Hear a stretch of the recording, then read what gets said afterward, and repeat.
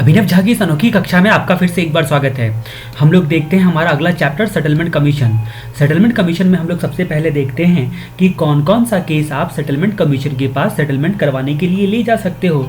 तो यहाँ पर केस का मतलब होता है जो असेसिंग ऑफिसर के सामने में या फिर अदरवाइज किसी इनकम टैक्स अथॉरिटी के सामने में असेसमेंट या रीअसेसमेंट करवाने के लिए पेंडिंग है। मतलब केस का मतलब यहाँ पर जो केस पेंडिंग होगा, मतलब जिसका कंक्लूजन अभी तक नहीं हुआ है, जिस पर डिसीजन अभी तक नहीं सुनाया गया है, उसी को आप सेटलमेंट कमीशन में ले जा सकते हैं। ठीक है, तो केसेस का मतलब यहाँ पर क्या हुआ कि असेसमेंट या रीअसेसमेंट के लिए किसी भी प्रीवियस ईयर में जब असेसिंग ऑफिसर के सामने एप्लीकेशन देने के डेट को, जब आप सेटलमेंट कमीशन को कब देखेंगे कि पेंडिंग है, एप्लीकेशन देने को के डेट को देखेंगे। ठीक है, तो वो पेंडिंग होना चाहिए।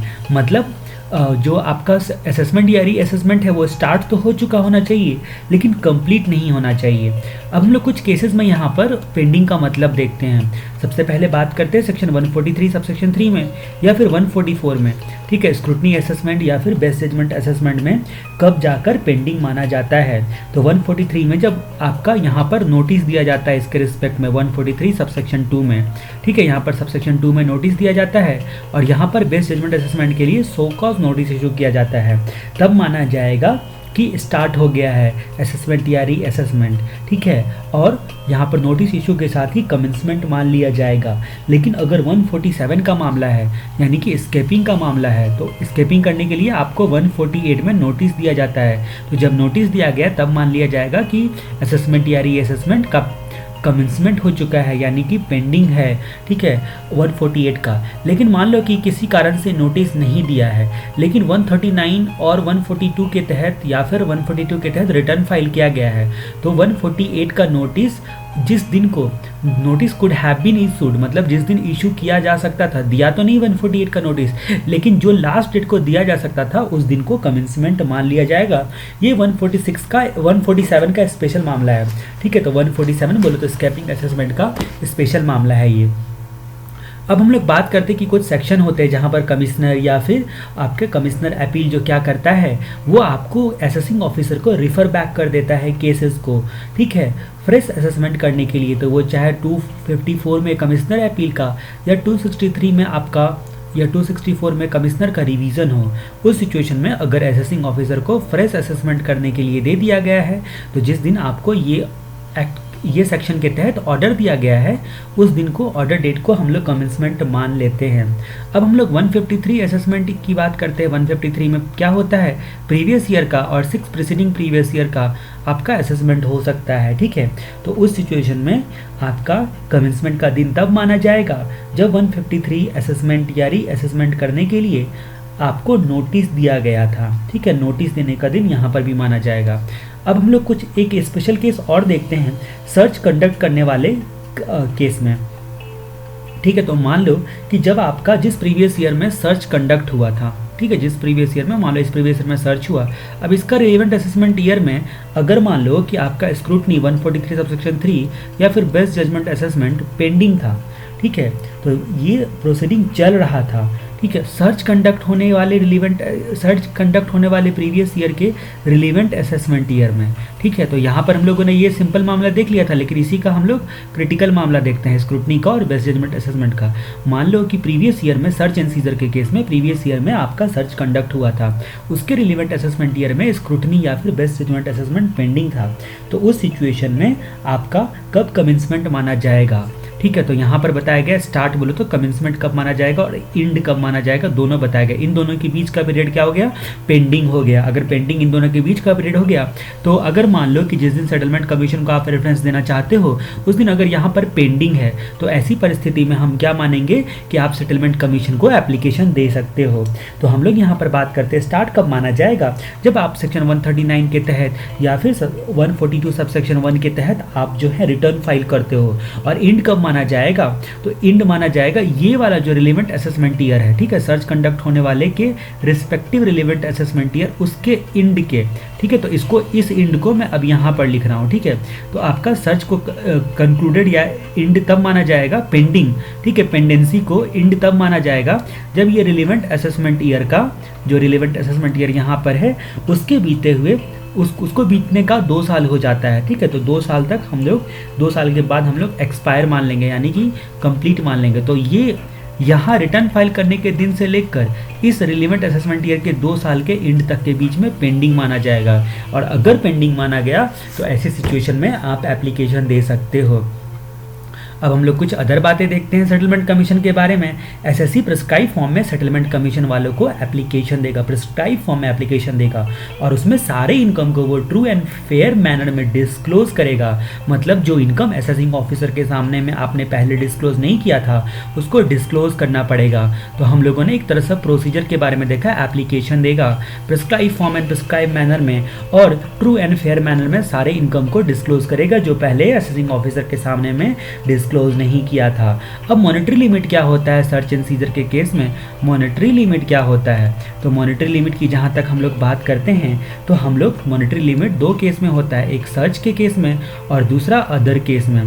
तो सर्च एंड सीजर बताते वक्त मैंने बोला था आपको कि जब सर्च मेन पर्सन पे किया जाता है, ठीक है, तो उस सिचुएशन में हम लोगों ने देखा था कि आपका क्या लिमिट होगा, 50 लाख का लिमिट था। और अगर अदर पर्सन पे किया जाता है, मतलब मेन पर्सन पर सर्च कंडक्ट किया गया, सर्च इशू तो किया गया था इस पर, लेकिन कुछ जानकारियां मिली जिसके बदौलत वो यहाँ पर मेन रिलेटेड पर्सन पर प्रोसीडिंग जो है वो कंटिन्यू हो गया, ठीक है। तो रिलेटेड पर्सन पर प्रोसीडिंग अब चलेगा, ठीक है। तो उस सिचुएशन में उसको रिलेटेड पर्सन बोला जाता है। तो यहाँ पर प्रीवियस ईयर और 6 प्रीसीडिंग प्रीवियस ईयर, यहाँ पर भी प्रीवियस ईयर, ठीक है, और 6 प्रीसीडिंग प्रीवियस ईयर, ठीक है। तो जो भी यहाँ पर आपको ट्रू एंड फेयर डिस्क्लोज करना है, उस पर जो भी आपका टैक्स बनता है इनकम डिस्क्लोज पर ट्रू एंड फेयर मैनर में, उस पर आपका यहाँ पर 50 लाख प्लस होना चाहिए और यहाँ पर 10 लाख प्लस होना चाहिए, ठीक है। लेकिन अगर सर्च का मामला नहीं है, सर्च का मामला नहीं है यानी कि बाकी असेसमेंट कौन कौन बच गए, स्क्रूटनी, बेस्ट जजमेंट का, ठीक है, ये 153 एक सर्च का मामला था, सर्च का असेसमेंट या रीअसेसमेंट। और अगर मान लो 147 का मामला है तो मॉनेटरी लिमिट ₹10 लाख से प्लस होना चाहिए। अब एक सवाल ये उठता है कि मान लो कि ये 6 प्रीसीडिंग प्रीवियस ईयर का मामला नहीं होता, ठीक है, अगर एडिशनल अमाउंट जो होता है उसका एक प्रीवियस ईयर, सिर्फ 1 प्रीवियस ईयर का मामला होता, तब ये तो सब मिला के आपने बोला previous year relevant 6 preceding previous year, यहाँ पर भी प्रीवियस ईयर और 6 प्रीसीडिंग प्रीवियस ईयर। लेकिन अगर ये मामला होता किस चीज़ का, तो मान लो कि एक ही प्रीवियस ईयर का मामला होता, तो उस सिचुएशन में क्या होता है, उस सिचुएशन में अगर एक ही प्रीवियस ईयर का मामला होता तो 2 बातें हो सकती है। एक या तो रिटर्न फाइल नहीं किया है, ठीक है, या फिर रिटर्न फाइल किया है, ठीक है, नो रिटर्न, ठीक है, रिटर्न फाइल किया है या फिर नहीं किया है।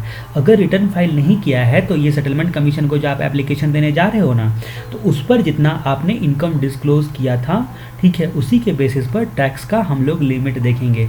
लेकिन अगर डिस्क्लोज किया था तो उस रिटर्न फाइल किया था, रिटर्न फाइल नहीं किया था तो एप्लीकेशन में जो बोल दिया उसी के बेसिस पर टैक्स का लिमिट देखा जाएगा, मॉनेटरी लिमिट यहाँ पर देखा जाएगा। लेकिन अगर रिटर्न ही फाइल नहीं किया था तो ऐसी सिचुएशन में जो भी आपने एप्लीकेशन में बोलो तो ये वाले एप्लीकेशन में डिस्क्लोज किया है जो एप्लीकेशन में, प्लस रिटर्न फाइल किया है यहाँ पर, तो रिटर्न में भी कुछ ना कुछ इनकम शो किया है, तो रिटर्न का इनकम एज पर रिटर्न। अब इन दोनों को मिलाकर टोटल कर लेंगे। डिस्क्लोज जो एप्लीकेशन में आपने किया है, जो अर्लियर असेसिंग ऑफिसर के सामने में आप नहीं डिस्क्लोज किए थे, ट्रू एंड फेयर में जिसको डिस्क्लोज किया है, प्लस रिटर्न में जो डिस्क्लोज किया, उस दोनों पे टैक्स निकाल लेंगे। माइनस यहाँ पर करेंगे रिटर्न में जो इनकम बताया, ई वाले रिटर्न में जो आपने इनकम बताया है, ठीक है, तो इनकम उस पर टैक्स निकाल के एक बार माइनस कर लेंगे, ठीक है। तो डिस्क्लोज प्लस रिटर्न इनकम पर टैक्स, और यहाँ पर माइनस केवल इनकम पर, केवल इस पर एक बार जो है डिस्क्लोज इनकम को इंक्लूड करते हुए और एक बार एक्सक्लूड करते हुए टैक्स निकालिए, दोनों का डिफरेंस कर लिए, इस तरह से लिमिट देखा जाएगा, ठीक है। ये कुछ बातें रही हमारी। अब हम लोग बात करते हैं कि अगर एक बार एप्लीकेशन आपने दे दिया तो उसको विड्रॉ नहीं कर सकते हैं, ठीक है, एक बार कमिटमेंट कर दी वाले सलमान खान का डायलॉग, ठीक है। तो सेटलमेंट कमीशन के पास आपने एक बार एप्लीकेशन दे दिया तो आप उसको विड्रॉ नहीं कर सकते हैं, ठीक है। अब जिस दिन आपने सेटलमेंट कमीशन को एप्लीकेशन दिया है उसी दिन आपको असेसिंग ऑफिसर को भी इंटीमेट करना पड़ेगा कि भाई साहब हमारे जो केसेस चल रहे हैं आप उसको प्लीज़ वहाँ पर स्टे कर दो थोड़ी देर के लिए, क्योंकि हम लोग सेटलमेंट कमीशन के पास जा रहे हैं, ठीक है। अब हम लोग यहाँ पर एप्लीकेशन का पूरा मामला देखते हैं। जब एप्लीकेशन रिसीव हो जाता है तो उस सिचुएशन में क्या क्या होता है, ठीक है। जब एप्लीकेशन रिसीव हो जाता है तो उस सिचुएशन में क्या क्या होता है। तो हम लोगों ने यहाँ पर एक बात देखी कि सर्च के केस में मेन पर्सन में 50 लाख से ज़्यादा, रिलेटेड पर्सन में 10 लाख से ज़्यादा और अदर देन सर्च में 10 लाख से ज़्यादा का लिमिट हम लोगों ने देखा। अब हम लोग यहाँ पर बात करते हैं कि पहली बात तो है कि मॉनिटरी लिमिट, ठीक है, पहला पॉइंट आपको ध्यान देना है प्रोसीजर में मॉनिटरी लिमिट। सेकंड पॉइंट आपको क्या देखना है कि आपका एप्लीकेशन जो फाइल किया गया है उस पर जो भी टैक्स बनता है, ठीक है, टैक्स प्लस इंटरेस्ट को जाके पहले पे करना है, ठीक है। एप्लीकेशन के लिए पहले मॉनिटरी लिमिट हम लोगों ने देख लिया, उसके बाद टैक्स एंड इंटरेस्ट को आपको पे करना है। अब ये काम कर दिया और आपने अब एप्लीकेशन दे दिया मॉनिटरी लिमिट को देखते हुए और आपने एप्लीकेशन वगैरह सब दे दिया। अब एप्लीकेशन जिस दिन फाइल किया है, फाइल डेट के से 3 काम हम लोग करेंगे यहाँ पर, एक 7 डेज़, एक 14 डेज़ और एक 30 डेज़ के अंदर। 30 डेज़, 7 डेज़, 14 डेज़ और 30 डेज़ के अंदर यहाँ पर क्या होगा कि एप्लीकेशन जैसे ही फाइल किया आपने सेटलमेंट कमीशन के पास, तो आपका सेटलमेंट कमीशन आपको सो कॉज नोटिस इशू करेगा। आप ही ने एप्लीकेशन दिया और आप ही कोई उल्टा सो कॉज नोटिस इशू करेगा कि एसएससी भाई बताओ कि हम आपका एप्लीकेशन क्यों करें, ठीक है। और 14 दिनों के अंदर में आपके जवाब को देखने के बाद एक्सेप्ट या रिजेक्ट कर देगा आपके एप्लीकेशन को, ठीक है। अगर मान लो कि 14 दिनों के अंदर में सेटलमेंट कमीशन वालों ने कोई एक्शन नहीं लिया तो आपका एप्लीकेशन जो है एक्सेप्टेड माना जाएगा। फिर हम लोग बात करते हैं कि 30 दिनों के अंदर में एप्लीकेशन डेट के अगर आपका एप्लीकेशन को एक्सेप्ट कर लिया, ठीक है, या फिर कोई एक्शन नहीं लिया तो 30 दिनों के अंदर में कमिश्नर से रिपोर्ट मांगेगा। कमिश्नर से मतलब कमिश्नर 30 दिनों के अंदर में कमिश्नर को बोलेगा कि कमिश्नर भाई साहब आप रिपोर्ट जमा करो, ठीक है। तो यहाँ पर हम लोग बात करते हैं कि अगर मान लो कि यहाँ पर हम लोग देखते हैं कि कमिश्नर या तो रिपोर्ट देगा, ठीक है, ठीक है, गिवन रिपोर्ट। अब ये 30 दिनों के अंदर में इनको भी रिपोर्ट जमा करना है, ठीक है। आपको भी टाइम दिया गया है कि 30 डेज़ के अंदर में जो आपसे रिपोर्ट मांगा है वो आपको जमा कर देना है, ठीक है। और रिपोर्ट मान लो कि यहाँ पर बात करते हैं नॉट गिवन। अगर मान लो कि रिपोर्ट दिया है तो उस सिचुएशन में क्या दिया है कि मान लो नेगेटिव दिया है, मतलब एप्लीकेशन आपका रिजेक्ट हो जाएगा। मतलब बोला है कि सारी इंक्वायरी करने के बाद कमिश्नर ने बोला है कि नहीं, इनका एप्लीकेशन कोई वैलिड नहीं है, आपको एक्सेप्ट नहीं करना चाहिए। अगर मान लो पॉजिटिव दिया है या फिर रिपोर्ट दिया ही नहीं है, इन 2 सिचुएशन में प्रोसीड किया जाएगा, ठीक है। तो इन सब सिचुएशन में पॉजिटिव दिया है या फिर दिया ही नहीं है अपने स्पेसिफाइड टाइम लिमिट के अंदर में कमिश्नर ने रिपोर्ट, तो उन सब सिचुएशन में यहाँ पर प्रोसीड करेगा सेटलमेंट कमीशन वाला, केस की कार्रवाई को आगे बढ़ाएगा, ठीक है। अगर मान लो कि यहाँ पर आपने नेगेटिव दिया है, मतलब इनवैलिड डिक्लेयर कर दिया है, ठीक है। अगर एप्लीकेशन को इनवैलिड डिक्लेयर कर दिया है कमिश्नर के रिपोर्ट के बेसिस पर या फिर अदरवाइज जो है रिजेक्ट कर दिया है सेटलमेंट कमीशन ने, ठीक है, उसके पास कोई वैलिड रीज़न है, तो जिस मंथ में इनवैलिड किया गया है उस मंथ के अंतिम दिन से, ठीक है, मतलब इनवैलिड डिक्लेयर किया है जिस मंथ में, उस मंथ के एंड के, जिस मंथ में ये मंथ है इसके एंड में इनवैलिड डिक्लेयर किया गया है, ठीक है। तो उस सिचुएशन में उस एंड के डेट से अगले दिन, मतलब इमीडिएटली अगले दिन से क्या माना जाएगा कि जो भी असेसमेंट या री असेसमेंट पेंडिंग था, चाहे वो कैसा भी असेसमेंट या री असेसमेंट है, वो आपका स्टैंड वेकेट हो गया है, ठीक है। तो ये तो रही बात कि अगर इनवैलिड डिक्लेयर कर दिया तो, लेकिन अगर प्रोसीड किया गया मामला तो सेटलमेंट कमीशन यहाँ पर क्या करेगा, सेटलमेंट कमीशन यहाँ पर 90 डेज़ का टाइम वापस कमिश्नर को देगी और डायरेक्शन देगी, 90 डेज़ का टाइम देगी वापस कमिश्नर को, ठीक है। ये सेकंड बार टाइम दे रही है और फर्दर इंक्वायरी और इन्वेस्टिगेशन करने के लिए बोलेगी, इस बार इंक्वायरी एंड इन्वेस्टिगेशन करने के लिए बोलेगी, ठीक है, कमिश्नर को, ठीक है। अगर मान लो कि कमिश्नर ने 90 डेज़ में रिपोर्ट जमा नहीं किया तो उस सिचुएशन में या तो कमिश्नर जो है इंक्वायरी इन्वेस्टिगेशन का रिपोर्ट दिया 90 डेज़ के अंदर में या फिर नहीं दिया। अगर मान लो कि नहीं दिया तब तो सेटलमेंट कमीशन जो होती है, अगर मान लो कि रिपोर्ट नहीं दिया तो उस सिचुएशन में बिना उसके रिपोर्ट को कंसिडर किए हुए, और अगर दे दिया तो उसको कंसिडर करते हुए सारी चीज़ों का एग्जामिन करेगी और अपना ऑर्डर सुनाती है settlement commission. Settlement commission last में अपना ऑर्डर सुनाती है।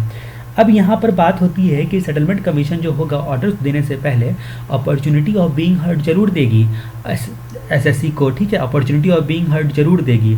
अब यहाँ पर बात करते हैं कि सेटलमेंट कमीशन मैक्सिमम अपना ऑर्डर कब तक सुनाएगी। तो ये फाइल जो एप्लीकेशन फाइल किया था उसके 18 मंथ के अंदर, मतलब चारों डेट आपको याद रखना है, डेज और या फिर मंथ ये याद रखना है। मैक्सिमम 18 महीने के अंदर में सेटलमेंट कमीशन को अपना रिपोर्ट दे देना है, ठीक है। अगर मान लो कि सेटलमेंट कमीशन ने 18 महीने के अंदर में, ठीक है, ऑर्डर पास नहीं किया, मतलब ये 18 महीना एप्लीकेशन फाइल डेट का एक्सपायर हो गया, तो उस सिचुएशन में जो भी आपके रिस्पेक्टिव असेसमेंट चल रहे थे एप्लीकेशन देने के टाइम में वो स्टैंड रिवाइव हो जाएंगे। मतलब मानो कभी एप्लीकेशन दिया ही नहीं था, वापस सब के सब एक्टिव हो जाएंगे, सब के सब प्रोसीडिंग कंटिन्यू हो जाएंगे एज इट इज़, जिस स्टेज पे थे उसी स्टेज पर, ठीक है। तो ये रहा 18 महीना यानी कि टाइम पीरियड का मामला। अब हम लोग बात करते हैं कि order of settlement commission, settlement commission के ऑर्डर में क्या क्या लिखा हो सकता है। तो सेटलमेंट कमीशन के ऑर्डर में लिखा हो सकता है कि कितने इनकम का सेटलमेंट हुआ है, उस पर क्या टैक्स बनता है और किस मैनर में पे करना है। पहली बात तो ये लिखी रहेगी। दूसरी बात कि आपका यहाँ पर जितना सेक्शन 234A, 234B और 234C, ठीक है, उसका मतलब मान लो कि क्या बोलते हैं, मतलब आपका किस एक्सटेंट तक इंटरेस्ट को वेव कर सकता है। तो यहाँ पे ऑर्डर में सबसे पहली बात हम लोगों ने देखी कि कितना पर इनकम सेटल हुआ है, ठीक है। अब उस इनकम पर टैक्स क्या बनता है और किस मैनर में पे करना है, ये बात है। दूसरी बात कि आपका 234A, B और C अब सेटलमेंट कमीशन के पास जाएगा तो माफ़ी तो करेगा ही, लेकिन कितना माफ़ कर सकता है, जितना चीफ कमिश्नर और डायरेक्टर जनरल पावर रखता है उस एक्सटेंट से ज़्यादा माफ़ नहीं कर सकता है सेटलमेंट कमीशन वाला। उसके बाद हम लोग बात करते हैं पेनाल्टी एंड प्रोसीडिंग जो होता है। तो यहाँ पर बोलता है कि पेनाल्टी एंड प्रोसीडिंग से यहाँ पर आपको इम्यूनिटी दे सकता है, पेनाल्टी एंड प्रोसीडिंग से। तो इंटरेस्ट में रहा दिया, पेनाल्टी प्रोसीडिंग में रहा दिया। आप सेटलमेंट करवाने गए क्यों हो, राहत पाने के लिए, ठीक है, तो आपको राहत तो देगा ही, ठीक है। तो आपको इम्यूनिटी देगा, कितना पेनाल्टी और क्या प्रोसीडिंग होगा वो भी आपको बताएगा, ठीक है। अब जितना पर डिस्काउंट दिया है, पेनाल्टी पर माफ़ी किया है, वो सब तो बताएगा आपको, ठीक है। और अदर मैटर जो सेटलमेंट कमीशन को ज़रूरी लगा अपने ऑर्डर को इफेक्टिव बनाने के लिए, उस पर भी वो ऑर्डर बताएगा, ठीक है। यहाँ पर बोलता है कि अगर मान लो कि फाइनेंस एक्ट 2015 में यहाँ पर एक बात बोली गई, फाइनेंस एक्ट 2015 में बोला गया कि अगर मान लो सेटलमेंट कमीशन के ऑर्डर में टर्म ऑफ सेटलमेंट नहीं लिखा गया है, ठीक है, तो प्रोसीडिंग को अबेट माना जाएगा। ध्यान रहे, टर्म ऑफ सेटलमेंट यहाँ पर ऑर्डर में जरूर लिखा होना चाहिए, ठीक है, सब्जेक्ट टू कंडीशन ऐसे वैसे करके जरूर लिखा होना चाहिए, नहीं तो स्टैंड मतलब आपका क्या माना जाएगा, जो भी सेटलमेंट कमीशन का प्रोसीडिंग है वो अबेटेड माना जाएगा और वापस सारे के सारे चालू हो जाएंगे। अब मान लो कि सेटलमेंट कमीशन के ऑर्डर में कोई मिस्टेक रह जाता है, तो उस सिचुएशन में यहाँ पर क्या कर सकता है सेटलमेंट कमीशन। तो सेटलमेंट कमीशन के रेक्टिफिकेशन ऑफ मिस्टेक, अगर मान लो कि सेटलमेंट कमीशन के ऑर्डर में मिस्टेक है, मतलब अगर मान लो कि दो बातें हो सकती है, आगे चलकर पता चला कि बेईमानी से सेटलमेंट लिया गया था, ठीक है, सेटलमेंट फ्रॉड या मिस रिप्रेजेंटेशन ऑफ फैक्ट करके लिया गया था, तो वो वॉइड एब इनिशियो डिक्लेयर कर देगी, ठीक है, वॉइड एब इनिशियो डिक्लेयर कर देगी। लेकिन मान लो कि अगर मान लो मिस्टेक अपरेंट फ्रॉम रिकॉर्ड है, मतलब प्राइमा फेसी जो है मिस्टेक जाहिर है, मतलब उस पर कोई ओपिनियन की ज़रूरत नहीं है, कोई सेकंड व्यू पॉसिबल नहीं है, तो उस सिचुएशन में मिस्टेक अपरेंट फ्रॉम रिकॉर्ड को यहाँ पर क्या किया जाएगा, मिस्टेक अपरेंट फ्रॉम रिकॉर्ड को वो रेक्टिफाई करेगी, ठीक है। यहाँ पर मिस्टेक अपरेंट फ्रॉम रिकॉर्ड को रेक्टिफाई करेगी, उससे पहले हम लोग ये वाला सिचुएशन देखते हैं कि फ्रॉड और मिस रिप्रेजेंटेशन किया, तो जैसा कि हम लोगों ने देखा कि वाइड एब इनिशियो डिक्लेयर कर दिया जाएगा। अगर मान लो कि सेटलमेंट कमीशन ने अपने ऑर्डर को फ्रॉड या मिस रिप्रेजेंटेशन सब्सिक्वेंटली उसको बाद में पता चला, उसकी वजह से वाइड डिक्लेयर कर दिया, तो ओरिजिनल प्रोसीडिंग जो भी चल रहा था, ठीक है, एप्लीकेशन देते वक्त, वो जैसे ही वाइड डिक्लेयर किया वहीं से स्टैंड रिवाइव हो जाएंगे और पूरे के पूरे इनकम टैक्स एक्ट को ओवरराइड करते हुए, ठीक है, पूरे के पूरे इनकम टैक्स को ओवरराइड करते हुए यहाँ पर आपको असेसिंग ऑफिसर को, जो भी असेसिंग ऑफिसर होगा उसको यहाँ पर जिस फाइनेंशियल ईयर में यहाँ पर वाइड एब इनिशियो डिक्लेयर किया है उसके एंड से लेकर 2 ईयर्स का, मतलब उन असेसमेंट या री असेसमेंट प्रोसीडिंग में चाहे कोई भी टाइम लिमिट देने हो उसको भी ओवरराइड कर देगा यहाँ पर। और आपको जिसमें उसने वाइड एब इनिशियो बोलकर जो यहाँ पर आपको ऑर्डर पास किया है, ठीक है, स्टैंड रिवाइव हुआ है, तो जिस फाइनेंशियल ईयर में स्टैंड रिवाइव हुआ है फ्रॉड एंड मिसरिप्रेजेंटेशन के केस में, उस फाइनेंशियल ईयर एंड के 2 साल के अंदर में अपना असेसमेंट या री असेसमेंट कंप्लीट करने का मौका देगा। मतलब चाहे जिस भी रिस्पेक्टिव असेसमेंट सेक्शन में आपका चल क्यों ना रहा हो प्रोसीडिंग, कैसा भी टाइप का प्रोसीडिंग क्यों ना हो, अगर मान लो एप्लीकेशन के दिन, उसके बावजूद भी आपको यहाँ पर जिसमें आपका एब इनिशियो फ्रॉड या मिसरिप्रेजेंटेशन बोलकर वाइड डिक्लेयर किया आपने ऑर्डर को सेटलमेंट कमीशन, उस वाले फाइनेंशियल ईयर एंड से 2 साल तक का समय मिलेगा। अच्छा खासा टाइम यहाँ पर दे दिया गया। मतलब अब मिस्टेक अपरेंट फ्रॉम रिकॉर्ड है तो उसकी चर्चा हम लोग वहाँ पर फिर वापस आते हैं। तो अगर मिस्टेक अपरेंट फ्रॉम रिकॉर्ड है तो सेटलमेंट कमीशन को अपने ऑर्डर में मान लो मिस्टेक लगा, मिस्टेक कैसे लगा, अपने ओन मोशन में पता लगा, खुद ही पता चल गया, ठीक है, या फिर प्रिंसिपल कमिश्नर या कमिश्नर ने इंटीमेट किया, या फिर एसएससी ने ही आप एप्लीकेशन देकर आपको बोला, तो आपको 6 मंथ के अंदर में जिसमें ऑर्डर पास किया था, ये एप्लीकेशन भी कब देना पड़ेगा, जो आपका एप्लीकेशन में देगा, मतलब ऑर्डर के 6 महीने के अंदर में जो होगा वो होगा, ठीक है। ये 6 मंथ का ये टाइम लिमिट के अंदर में एप्लीकेशन देकर या फिर ओन मोशन में या फिर प्रिंसिपल कमिश्नर या कमिश्नर के इंटीमेट करने पर, ठीक है, उस सब सिचुएशन में आपको इस 6 मंथ के अंदर में अपने मिस्टेक को रेक्टिफाई कर सकती है। मतलब कंक्लूजन ये होता है कि किसी भी कीमत पर ऑर्डर डेट से ये जो टाइम है वो 6 महीने के बाद अपना सेटलमेंट कमीशन जो अपना रेक्टिफिकेशन नहीं कर सकती अपने ऑर्डर में, अगर कुछ मिस्टेक अपरेंट फ्रॉम रिकॉर्ड मिल गया तो। अगर रेक्टिफिकेशन जो होता है, रेक्टिफिकेशन के जो आपका जो अमेंडमेंट ऑर्डर पास किया है, ठीक है, उससे मान लो कि जो भी रेक्टिफिकेशन ऑर्डर पास करता है उससे एसएससी की लायबिलिटीज़ जो होती है उसमें अंतर आता है, लायबिलिटी मॉडिफाई हो रही है, तो सेटलमेंट कमीशन एप्लीकेंट एसएससी को यहाँ पर क्या बोलते हैं उसको प्रायर नोटिस देगा, पहले नोटिस देगा, नोटिस में आपको अपॉर्चुनिटी ऑफ बीइंग हर्ड भी देगा और साथ में प्रिंसिपल कमिश्नर और कमिश्नर को भी नोटिस देगा, ठीक है। तो ये सारी चीज़ें हम लोगों ने देखी। अब हम लोग बात करते हैं सेटलमेंट कमीशन का पावर, ठीक है। यहाँ पर हम लोग सेटलमेंट कमीशन का पावर क्या है कि एक तो पावर बेचारे का लिमिटेड है कि वो केवल पेंडिंग प्रोसीडिंग को रीओपन कर सकते हैं, ना कि कंप्लीटेड प्रोसीडिंग को हाथ लगा सकते हैं। तो एक तो इनकी कमजोरी है पहली बात, ठीक है, कि केवल पेंडिंग प्रोसीडिंग को ये एप्लीकेंट एसएससी जो भी होते हैं उसकी प्रॉपर्टी को अटैच कर सकता है, प्रॉपर्टी को एप्लीकेंट एसएससी जो होता है उसको प्रॉपर्टी को अटैच कर सकता है, ठीक है, जो कि इनिशियली मैक्सिमम 6 मंथ के लिए अटैच कर सकता है ऑर्डर पास करके, ठीक है, और ज़रूरत पड़ने पर एक्सटेंड किया जा सकता है टाइम टू टाइम, तो आपको एक्सटेंड भी किया जा सकता है। तो प्रॉपर्टी को आप अटैच कर सकते हो अगर आपको रेवेन्यू के इंटरेस्ट में लगा तो। पहली बात तो हम लोगों ने देखी कि पेंडिंग प्रोसीडिंग को ही केवल ये हाथ लगाते हैं सेटलमेंट कमीशन वाले, ठीक है, बाकी कंप्लीटेड को नहीं लगा सकते हैं और प्रॉपर्टी अटैच कर सकते हैं। दूसरा पावर हम लोगों ने देखा सेटलमेंट कमीशन को पेनाल्टी प्रोसिक्यूशन इंटरेस्ट लगाने का, ठीक है, या फिर अदर किसी भी तरह का पावर होता है जो इनकम टैक्स अथॉरिटी को दिया गया है, इनकम टैक्स अथॉरिटी को दिया गया है आपको। तो यहाँ पर क्या करता है, ये इम्यूनिटी देने का भी पावर इनको होता है, लगाने का भी पावर होता है, ठीक है, जितना चाहें उतना लगा सकते हैं। उस हिसाब से इनकम टैक्स अथॉरिटी की तरफ पावर होता है कि पेनाल्टी प्रोसिक्यूशन और इंटरेस्ट लगाया जा सके, ठीक है। अब हम लोग यहाँ पर अगले पॉइंट की बात करते हैं कि जब तक सेटलमेंट कमीशन के जो केस होते हैं उसका एप्लीकेशन को वो रिजेक्ट नहीं कर देता है, ठीक है, या फिर एप्लीकेशन को डिक्लेयर नहीं कर सकता है इनवैलिड, ठीक है, जब तक डिक्लेयर नहीं कर देता है इनवैलिड, या फिर रिजेक्ट करेगा, या फिर हम लोग को देखा था कि कमिश्नर के बेसिस पर या फिर अदरवाइज रिजेक्ट कर डिक्लेयर इनवैलिड कर सकता था, इनवैलिड या फिर फ्रॉड या मिसरिप्रेजेंटेशन के कारण, ठीक है, इनवैलिड डिक्लेयर कर दिया, ठीक है, या फिर अपने ऑर्डर को फ्रॉड या मिसरिप्रेजेंटेशन बोलकर वाइड एब इनिशियो डिक्लेयर कर दिया, वाइड डिक्लेयर कर दिया, ठीक है।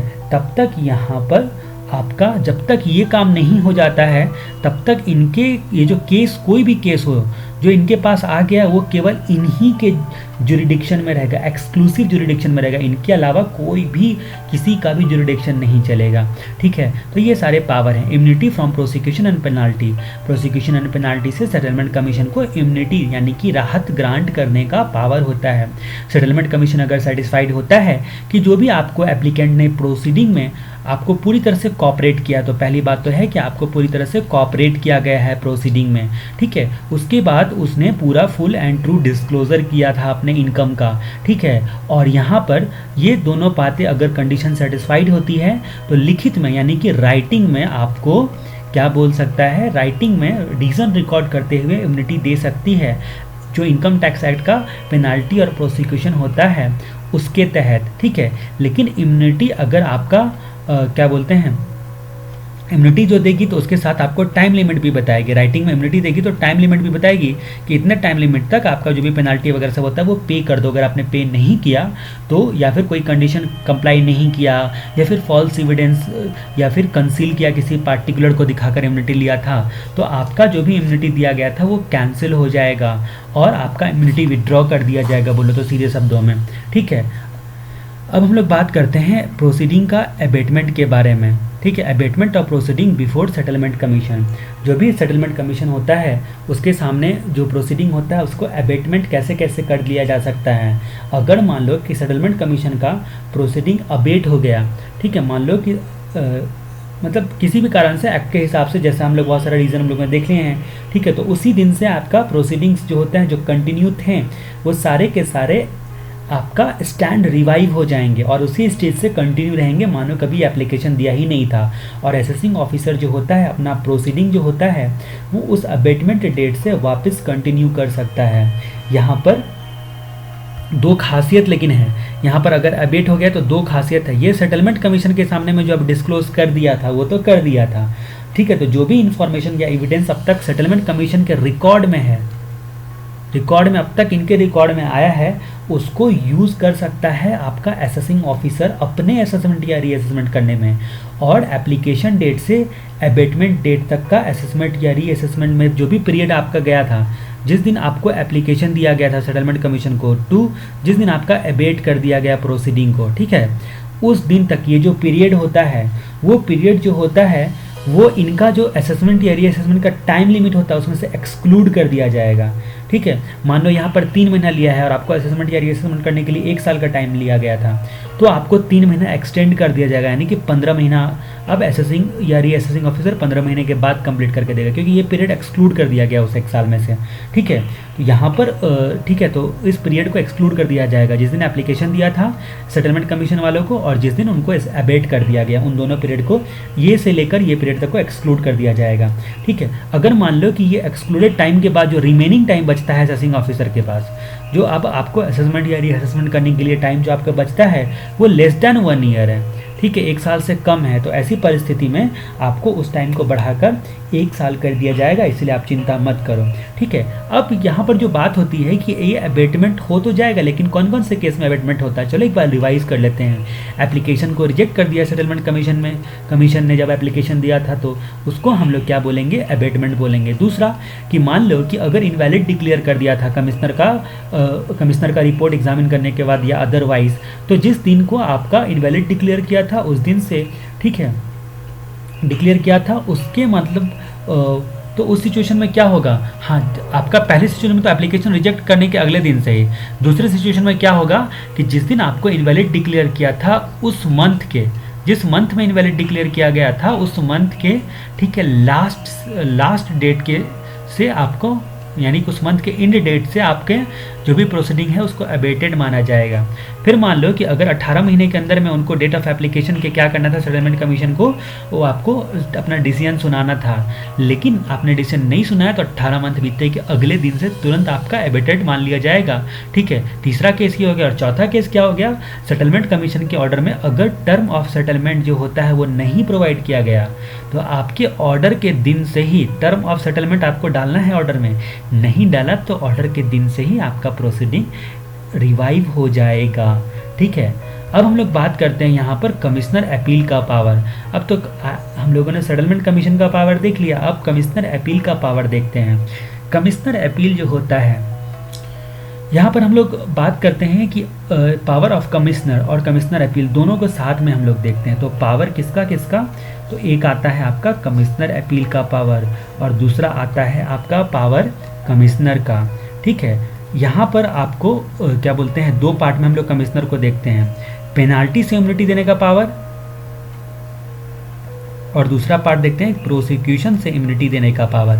अगर पेनाल्टी से इम्यूनिटी देने का पावर या आपका प्रोसिक्यूशन से आपको इम्यूनिटी देने का पावर। और यहाँ पर देखते हैं कि कमिश्नर अपील का पावर हम लोग देखते हैं पहले।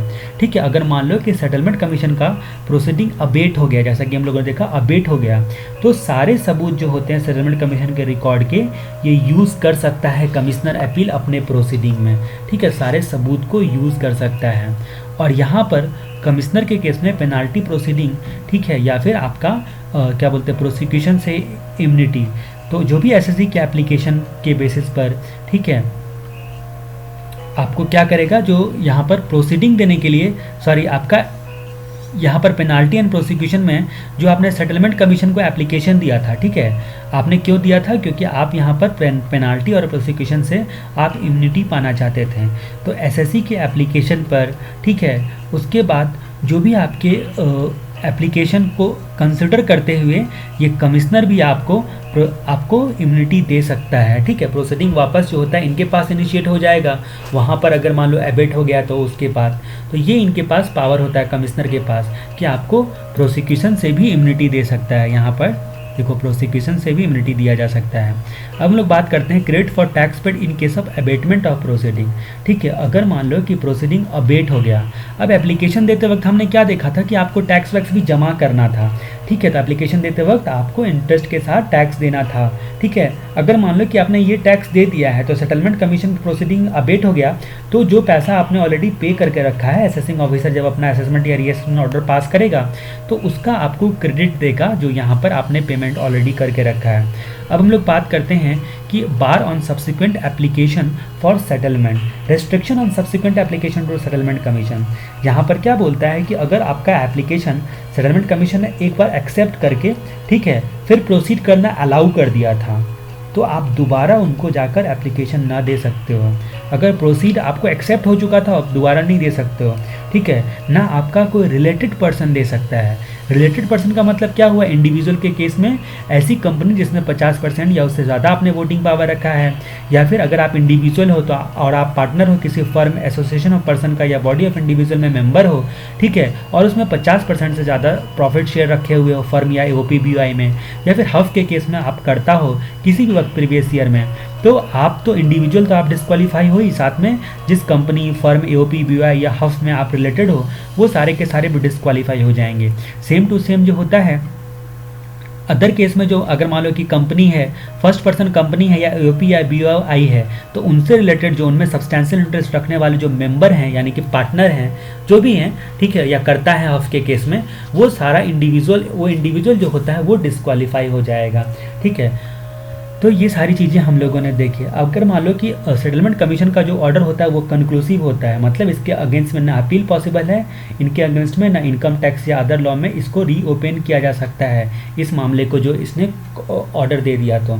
ठीक है, और जहाँ तक आपको पता है कि जहाँ पर कोई भी रास्ता नहीं होता है वहाँ पर रिट पिटीशन दिया जा सकता है, जहाँ पर कोई भी रास्ता नहीं बचता है वहाँ पर रिट पिटीशन दिया जाता है। ठीक है, तो सेम टू सेम यहाँ पर बाइंडिंग नेचर में भी आप यही बातें लिख सकते हो कि सेटलमेंट कमीशन का ऑर्डर जो कंक्लूसिव होता है ना उसके अगेंस्ट अपील हो सकता है, और ना मतलब आपके इनकम टैक्स के हिसाब से जो आपके इम्प्लीमेंट करने के लिए जो इनकम टैक्स अथॉरिटीज सब होते हैं उन सब पर बाइंडिंग होता है। इसी के साथ हमारे चैप्टर कंप्लीट होता है।